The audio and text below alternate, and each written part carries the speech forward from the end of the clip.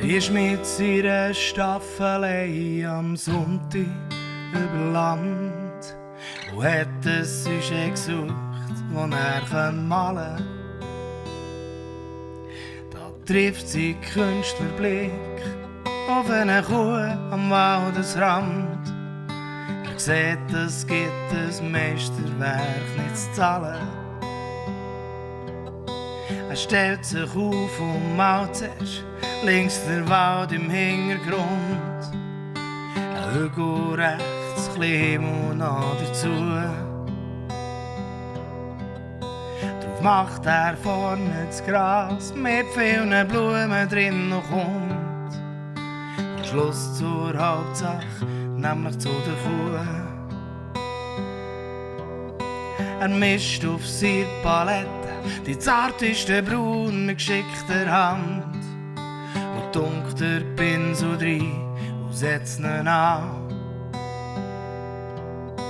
Doch wenn er jetzt einen letzten Blick wirft auf seinen Gegenstand, ist plötzlich auch herrje nicht mehr da.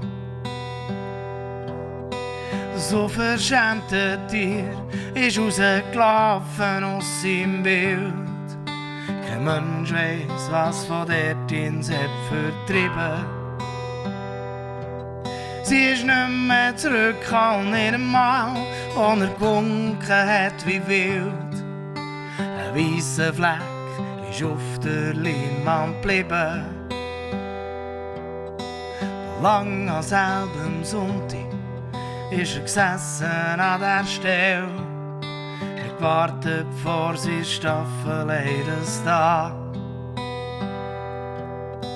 Es braucht ihn nicht die gleiche Zeit, eine Kuh der Welt, wo ihn noch wird sein Bild vollenden lassen.